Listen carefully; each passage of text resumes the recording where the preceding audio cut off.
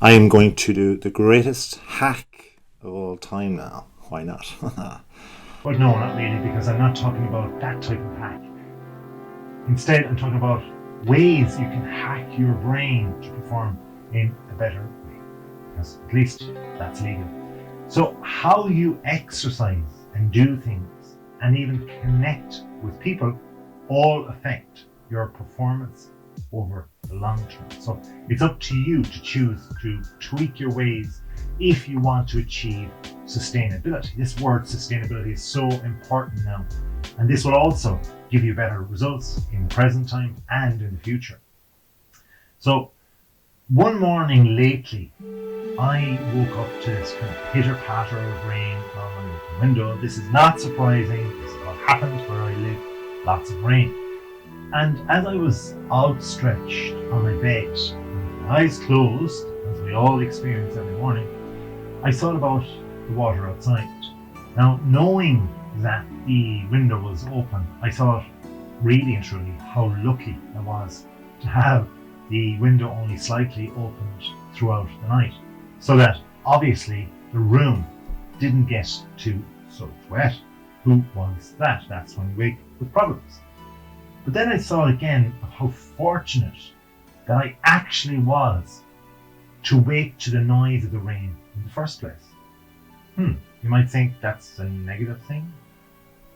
Let me go on. Then I started thinking of the rain in a whole new way.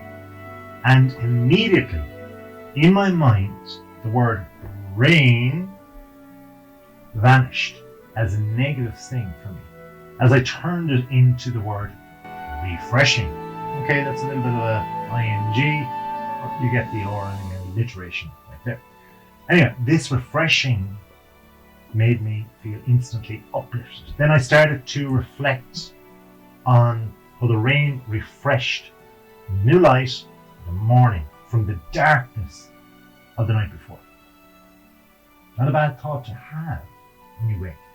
I felt it was as good enough a thought to have as I momentarily lay on the pillow and peeped outside to see the leaves of the trees being soaked by the falling water.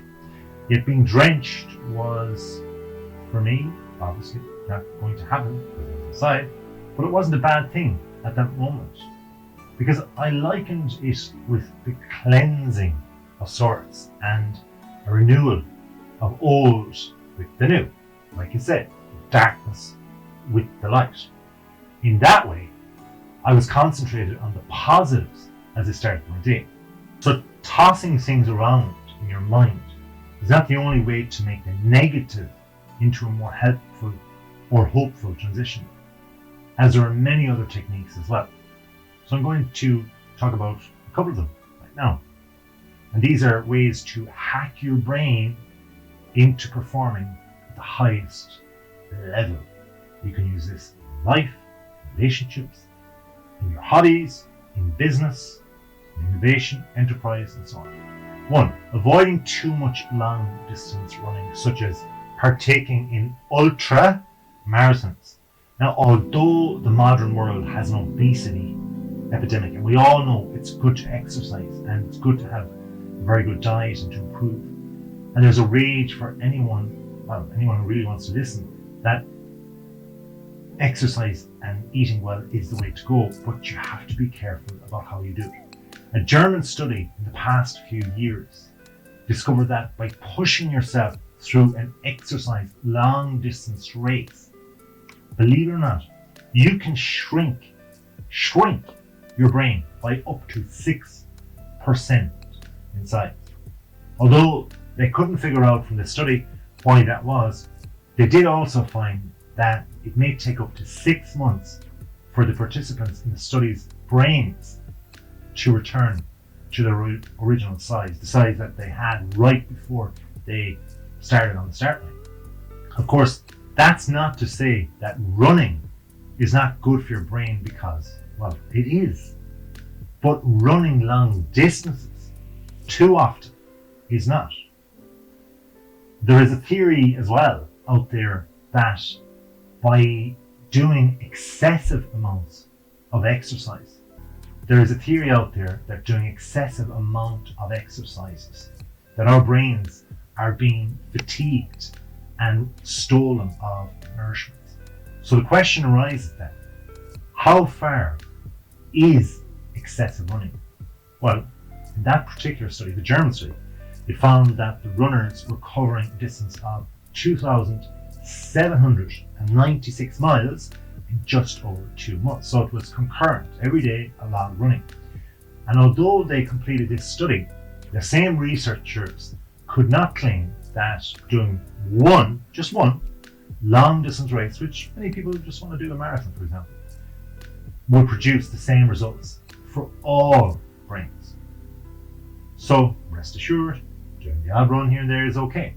Yet it does begin to explain how a person who gets too hung up on excessive exercise must be careful and show that moderation and intelligence are required, even when things such as running are known to be good for you. So we have to be really, really careful. A lot of high achievers go out there and they try to push themselves in all areas of life.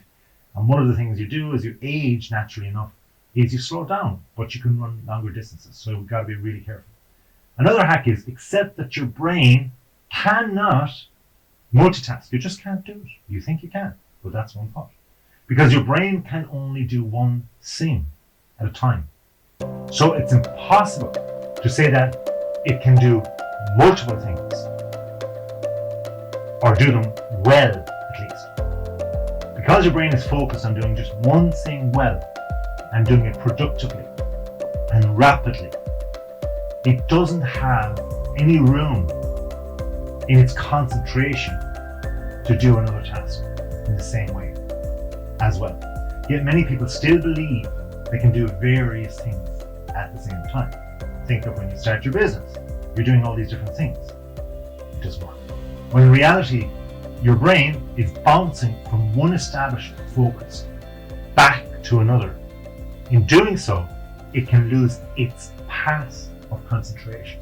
And that's where errors are made. Think, for example, of a driver. We've all driven cars, the trucks. The driver on a phone, and although the car is moving along quite smoothly for the most part, and the phone conversation is going pretty well, it's an ordinary conversation, within one moment, once something changes on the road, and it may only be a slight change, the driver has to adjust the steering or brake quickly. And in doing so, they disrupt the conversation on the phone with the other person. And they might say, or tell the other person that just what happened, or that they nearly had a mishap or a mistake. Or if, for example, another example, you were to count coins and you try to count coins and concentrate, and then there's another person and they start talking or yelling out a series of numbers, you'll know how off-putting that can be. You can't count when you're hearing other numbers that are not in your count. Either way, distractions are happening in your brain all of the time. This is the point. And so your productivity levels will not maximize by doing multiple things at the same time. So you're actually delaying yourself in going forward by doing 2 or more things at the same time. Another brain hack for performance is connect with people and not technology. Now, although many people are now digital nomads and have been born into a digital revolution, doesn't mean they can't do things the old-fashioned way. If you're a businessman or woman, if you're a manager, if you're of a certain age, I can give you just put your head up. Because before computers, telegrams, letters, and telephones even came along, face-to-face conversation was the only way to connect with someone. And believe it or not, the world still turns as a result. Now, don't get me wrong. Even though technology does allow us to communicate with people all around the world instantly, like that. And we can do so many things we're still avoiding people in our world at the present moment. Because we can only be in one place at one time and truly give one person our full attention at once. Therefore, we need to balance the amount of time we use technology to communicate with the time we spend in front of someone. And by doing so, you'll feel happier and more fulfilled as a result of this. That's guaranteed. And when this happens, you'll be more productive in the long run. Remember that word sustainability I said at the top? And maybe then you may reward yourself by staying in bed a little longer in the morning to marvel at how you see things differently than before. Hope you've enjoyed the video, and if you have, subscribe and produce more. Until next time, have a wonderful day.